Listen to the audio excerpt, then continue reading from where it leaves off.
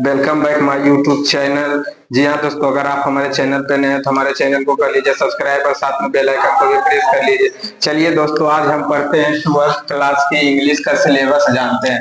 सबसे पहले 12th class का इंग्लिश का सिलेबस हो गया, जो कि इंग्लिश को 3-4 भागों में बांट सकते हैं। इंग्लिश में पढ़ने के लिए सबसे पहले प्रोज को पढ़ना जरूरी है, उसके बाद पोइट्री को पढ़ना जरूरी है। इसी में आ जाता है एक बुक है, ये जो प्रोज और पोइट्री रेनबो पार्ट 2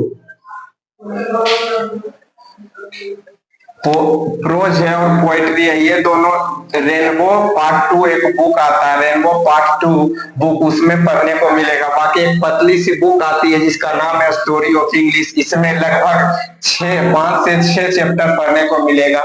लास्ट में हम पढ़ते इंग्लिश ग्रामर के बारे में, जिसमें हमको लमसम 24 या 25 टॉपिक को पढ़ना रहता है, जैसे कि हो गया tense, voice, narration, question tag, noun, pronoun, adjective, adverb, इस तरह का टॉपिक हमको पढ़ने के लिए मिलता है। अब देखिए, चलते हैं एग्जाम में किस तरह का क्वेश्चन पूछा जाता है। सबसे पहले उसके बारे में हम जानते हैं। तो एग्जाम में आपको इंग्लिश में 2 तरह का क्वेश्चन पूछा जाएगा। सबसे पहले तो ऑब्जेक्टिव क्वेश्चन पूछा जाएगा, दूसरा है सब्जेक्टिव क्वेश्चन। जी हाँ, ऑब्जेक्टिव और सब्जेक्टिव क्वेश्चन। ऑब्जेक्टिव में लमसम टोटल 100 क्वेश्चन आपको पूछा जाएगा, जिसमें से केवल आपको 50 प्रश्नों का उत्तर देना है। 50 ऑब्जेक्टिव टाइप का क्वेश्चन रहता है, जिसको हम एमसीक्यू बोलते हैं, जो कि 4 ऑप्शन रहेगा। इस तरह का 4 विकल्प यानी 4 गोला भरने को रहेगा, जिसमें अगर ऑप्शन मेरा ए सही होगा तो एक गोला को भरेंगे, अगर ऑप्शन बी सही होगा तो मेरा गोला बी भराएगा, अगर ऑप्शन सी सही रहेगा तो गोला सी को भरेंगे, और ऑप्शन डी सही रहेगा तो हम गोला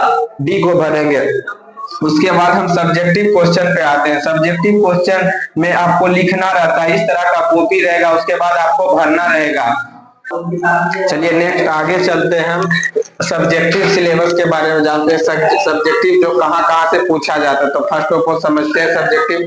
सबसे पहले तो ऐसे आपको, जिसको हम हिंदी में निबंध बोलते हैं, निबंध, ऐसे निबंध, ऐसे लिखना होता है। किसी पे आ सकता है, चाहे आतंकवादी हो, चाहे एजुकेशन हो, इस सब पे आपको ऐसे लिखना है। जो कि अगर एक एप्लीकेशन ऐसे लिखते हैं तो एक 8 नंबर का एक ऐसे रहता है, जो कि एक ही बनाना रहता है। ऐसे दिया तो रहेगा 2-3 रहेगा, उसमें से 2-3 में से केवल एक ही बनाना, और एक ऐसे हम लिखते हैं।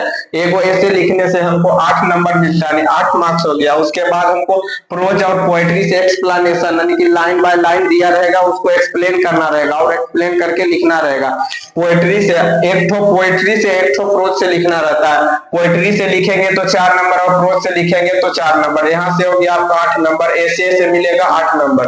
और सब्जेक्टिव टोटल 50 मार्क्स का होता है, 50 मार्क्स का ऑब्जेक्टिव और 50 मार्क्स का सब्जेक्टिव, जो कि 50 मार्क्स बता चुके। ऑब्जेक्टिव 100 क्वेश्चन रहता है, जिसमें से केवल 50 क्वेश्चन ही ऑब्जेक्टिव आपको बनाना रहता है। अब सब्जेक्टिव की बात करें तो हम बताएं, ऐसे में 8 नंबर आपको मिलेगा, और प्रोज का एक्सप्लेनेशन करेंगे तो 4 नंबर उसमें मिलेगा, पोइट्री का एक्सप्लेनेशन करेंगे तो उसमें 4 नंबर मिलेगा। उसके बाद हम आते हैं letter application, explanation application. Letter application लिखना रहता है छुट्टियों पे, या तो कुछ भी लिख सकते हैं, प्रिय पिता, जिस तरह से हम हिंदी में पढ़े, प्रिय पिता या परम मित्र, इस तरह का एप्लीकेशन लिखना रहता है। तो एप्लीकेशन हम लिख सकते हैं। अगर एप्लीकेशन लिखेंगे तो वहां से आपको 5 मार्क्स का मिलेगा, 5 नंबर मिलेगा। उसके बाद शॉर्ट आंसर लिखना रहता है, शॉर्ट आंसर, जो कि एक क्वेश्चन 2 नंबर का रहता है।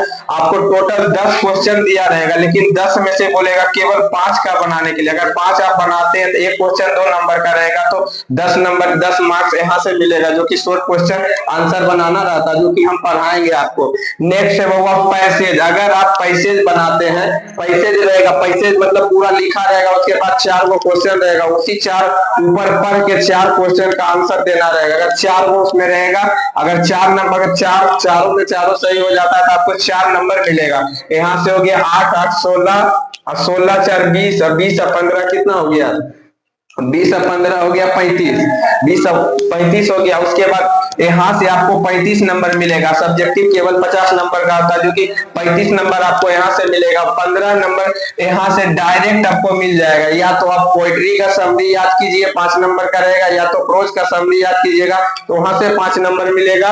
और उसके बाद एकदम मोस्ट VVI बोल लीजिए। इस यहाँ से अगर थोड़ा सुन हम राइटर का नाम याद कर लेते, कौन सा पोएट या कौन सा प्रोज कौन कवि लिखे, उस टोटल 21 वो है बुक में, टोटल 21 राइटर का नाम है। अगर उसका हम नाम याद रख सकते हैं तो वहां से हमको 10 नंबर डायरेक्ट मिल जाएगा, जो कि 5 नंबर यहाँ से हम बोल सकते हैं लॉन्ग क्वेश्चन आंसर।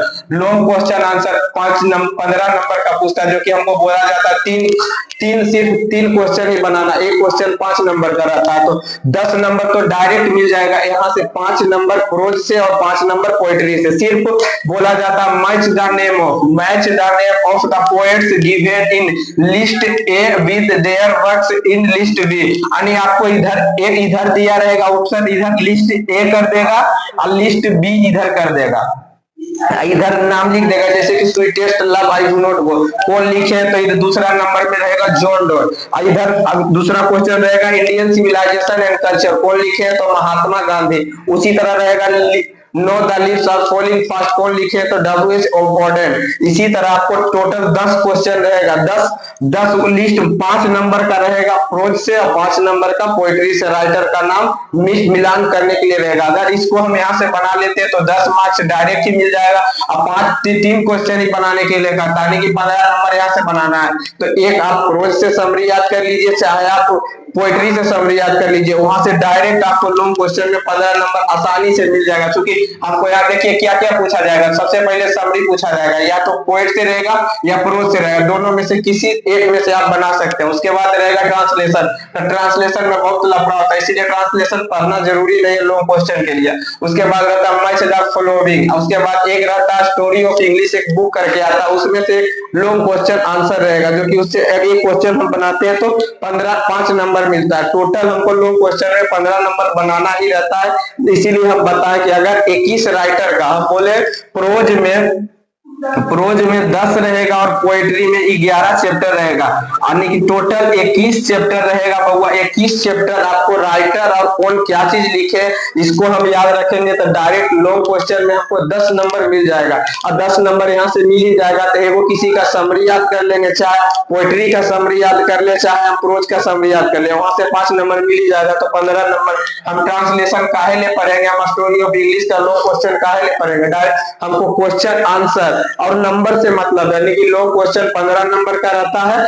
इधर बता दिए शॉर्ट क्वेश्चन के रूप में हम बताए ऐसे 8 नंबर का रहेगा, प्रोज एक्सप्लेनेशन 4 नंबर के रहेगा, पोएट्री एक्सप्लेनेशन 4 नंबर के रहता है, लेटर एप्लीकेशन जो कि 5 नंबर का रहेगा, शॉर्ट क्वेश्चन आंसर जो कि 10 नंबर का रहेगा।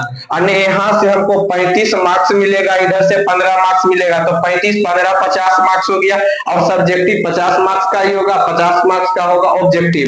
यहाँ तक कोई दिक्कत नहीं। चलिए आज का वीडियो यहीं तक के लिए, मिलते हैं नेक्स्ट वीडियो में। Thank you.